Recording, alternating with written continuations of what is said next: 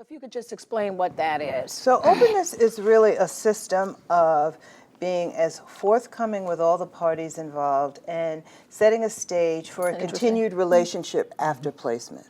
So No, wait a minute. Do you mean with the birth parents, that you would continue to have a relationship in raising your child? If I'm not in adopting raising a your child? child, but knowing. No, Just knowing? Just Right. in, Okay. and I just wanna be and the clear. relationship is defined by the adults involved. So the birth parent, first and foremost, is the one who chooses the adoptive parents.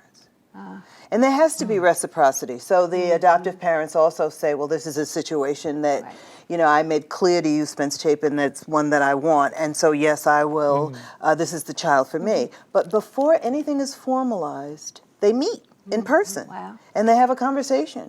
And they talk about themselves, and they talk about what their lives are like, and they talk about what kind of ongoing relationship they want to have. And in today's world, people can text. They can have I think that's such a Facebook great relations. idea, quite honestly. It just makes sense. And you know, I had a Too many unsolved mysteries. exactly, and questions Yeah. continue to come up. Yeah, questions. What's That's right. interesting, you know, Tony, thinking about what you said is, I have a close friend who actually introduced me to this orphanage and this agency, and she has 2 adopted children. She is a white woman. She has a mixed race son who was adopted from California at birth. And he's older also. He's 22, 23. And she has a 14-year-old that was adopted from Ethiopia. And the son had so many questions about his birth mother who was still alive. She hired a detective because we don't know the history for her daughter in Ethiopia, and her daughter has no interest. None. And it's so interesting because the son and different the people. Different Yeah, people. no, they're different, my but black it's brother really- that's adopted yeah. has no interest really. He started to now, but Right. early on he really right. didn't have Yeah. any interest. And I always sort of did have an interest, Right. and when my parents, when I would ask them about it, I was met with their hurt. They were very hurt by my curiosity. Because And they that's- felt they weren't enough. They felt like they weren't enough, and that, you that's very know, maybe selfish that of I them. wasn't. Yes, it is. It's not about, it wasn't about you. It was about them and their feelings. But when I was in my Well, that's part of the 20s do-gooder piece. Right. Exactly. When I was in my 20s, I wrote a piece for the Washington Post saying that I thought that transracial adoption should be a last resort. Oh, now And when talk I to us about wrote why you felt that. At the time, I was a young 20, and I had literally just come back from living in Africa. And I just was still going through the quest to figure out who the hell I am. And I felt like there were so many things that I was deprived of, and I didn't feel like love was enough. Granted, I, again, wanted for nothing. There was a lot of love in our household, but how I felt like it had sort of scarred me, I felt like wasn't enough. Now, what made me change was I got pregnant and had a child. And I wanted, for the first time, I had something that like Right. was my own. Right. But I realized at the time, like, you know what, love is enough. I can, you know, and so I started to Okay. really soften up Right. about Well, you became a adoption. parent. But Right. also, there was there are a number of books actually by older adoptees.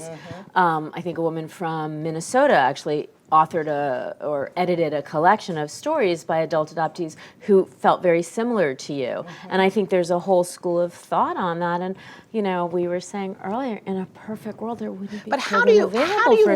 navigate children around racism and understanding it, because it's real? The you know, same way you So- do with your children. No, but I wonder. You're saying the same way I do, but there's an identification that I have that you might not have. I'm just saying. Right. So that's why. Right. So it's not the same. Because my experiences are Right. different, because Right. it's a lived experience for Right. me. No, So that's it's not true. the same.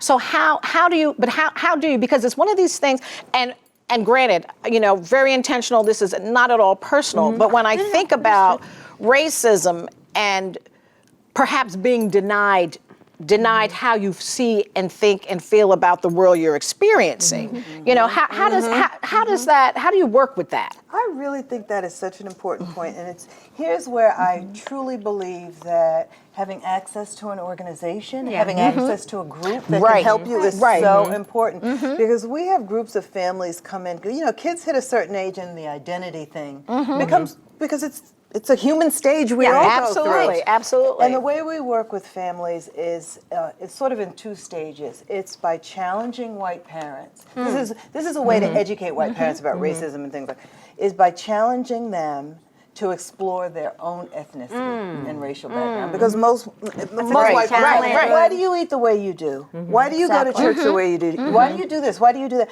Because what I find is that when families adopt and they bring a child into their homes, they very lovingly celebrate the child's culture and background, but it becomes like a special, almost different aspect of the family system. And really the family system is a mixture of a lot of things. Right. So you really need to explore your own ethnicity and race and culture first, and then use those same use that same lens in thinking about and evaluating somebody else's. And so I'm not saying to my child, you're so exotic and you're so different. You're a different race. But we also do a lot of education on race and racism and all that stuff, because people need to have I think about the fact that black boys are the least adopted of all. You know, and then I was reading this article by a white mom who said that how she had to talk to her son about the cops. You know, I mean, those are the kind. Yeah, those are the kinds of things that I'm speaking of, where it has to do with keeping the child safe and understanding, as I said 10 years ago, the skin they're in. I mean, those are realities. So, as the mother of a blended family, I will say that my son and I have the talk, and my daughter has a different talk, and they compare, even though they're a decade apart, they compare their experiences. And I am very aware, just in general, as a engaged, I'm not a helicopter parent. I believe they need to figure some things out. But my daughter had an experience early on in the same school that my son was at, which was not a good fit for her, was a great fit for him. I thought they would want to share. They had the same kindergarten teacher who happened to be an African-American woman. But she had a first grade teacher who, she was always in the mix. And there was no question and this was the head of the diversity committee, which was terrifying.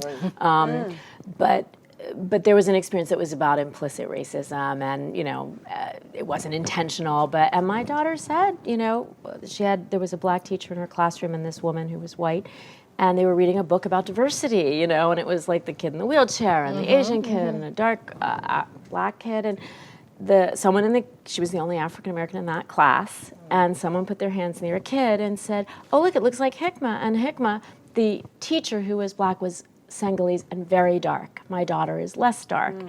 And Hikma my daughter put her hand in the air and said, "He doesn't look like me. He looks like Mr. Tom," you know? And of course she was right. And it turned into a whole thing where I ended up calling the school and saying, "You guys need to do better." Good for you. That You was know, like different. my daughter, if she said, "I'm purple and he looks like me," you should have said, "Why do you think you're purple?" Not, "Of course he looks like you." You know, and so it was just really interesting. So I think it exists everywhere.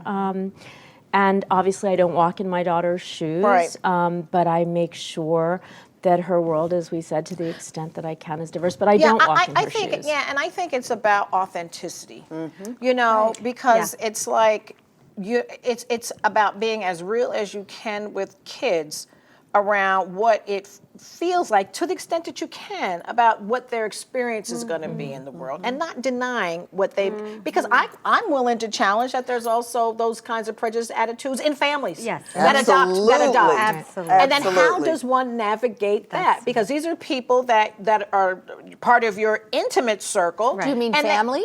And they have do you mean different like relatives, or not the parents? relatives, relatives. Yeah, and relatives, and that part of the sometimes vetting parents process? too. Meaning, how does one deal with that? You know, that was something else that I researched, and Right. that's an issue. Well, you did a lot of research. Yes, I did. Good for I you. did, because it was important to me. Yes. Thank you. I mean, I sometimes feel for people who want to adopt, because they are scrutinized, and rightfully so, up and down, left and right.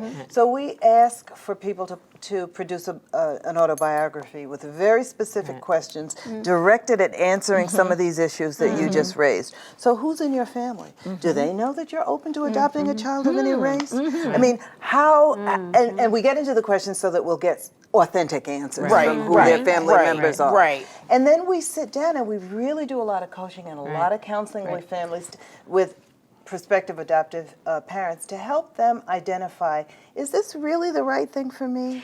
Do you have, I think oftentimes what gets lost, and this is why I'm really appreciative of you, is the most authentic voice of all, which is obviously the adoptees. So do you have adoptees like myself? Because I would love to come help you.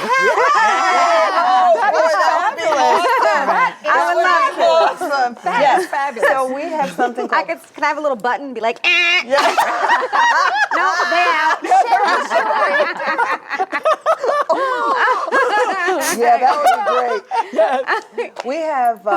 We have a post-adoption department where we have workshops, and we also have support groups.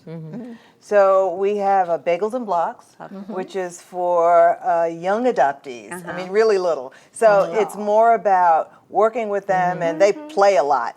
And we observe them, but it's their families are building community. And then we have a mentorship program for teenage adoptees with adopted persons who are slightly older, and we match the two. Right. And so they meet once a month. 1 month they'll have an activity. The next month they'll have a conversation. We have panels coming in. Nice. But I have something interesting to say about like my experience with my daughter is at some point she's like, I know, Mom, like, enough already. there's this exhausted. fatigue where she's like, I don't want to hear about my race. I don't want to hear about the adoption, but so that openness of, of here's who you are, how you came into our family, how our family is learning about your culture. Sometimes it's hard to hear it from somebody else too. So to hear it from somebody. But but hearing it from other adopted children. Like she's just like, I just want to join the Girl Scouts. I don't want to join the adoption group, or do we have to go to the picnic? I guess that's where you self-select. This is all about self-selection. But unfortunately, this is all the time we're going to have for this. But I will say this,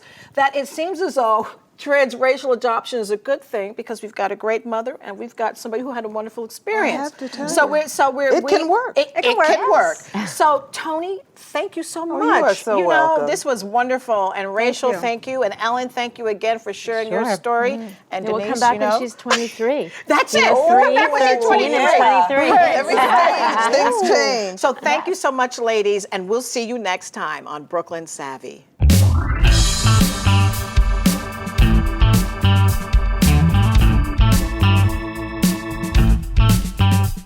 This program is brought to you by Verizon and Investors Bank.